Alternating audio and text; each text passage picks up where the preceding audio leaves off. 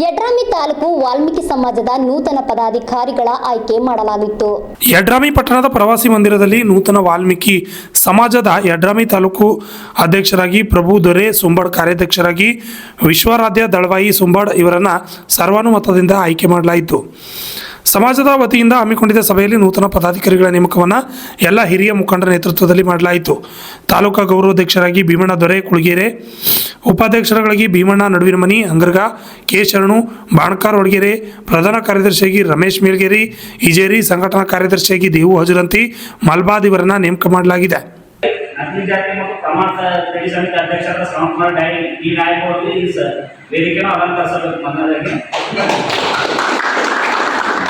ಅದೇ ರೀತಿಯಾಗಿ ಜಯ ಕರ್ನಾಟಕ ಸಂಘಟನೆ ಅಧ್ಯಕ್ಷರಾದ ಶ್ರೀ ಚಂದ್ರಮಲ್ಲ ಅವರು ವೇದಿಕೆಯನ್ನು ಅಲಂಕರಿಸಬೇಕು. ಅದೇ ರೀತಿಯಾಗಿ ಭೀಮಣ್ಣ ಕುಳಗೇರಿ ಹಿರಿಯ ಮುಖಂಡರಾದಂಥ ವಾಲ್ಮೀಕಿ ಇವರಿಗೂ ಕೂಡ ಸ್ವಾಗತವನ್ನು ಕೋರುತ್ತೇನೆ.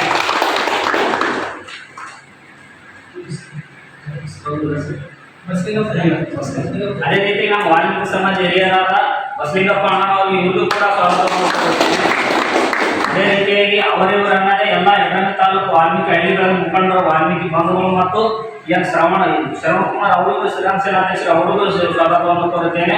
ಮತ್ತು ಎಲ್ಲರಿಗೂ ಅವರಿವರನ್ನದೇ ಎಲ್ಲರಿಗೂ ಸ್ವಾಗತ. Bureau report, RJ32 Kannada news, Yadrami.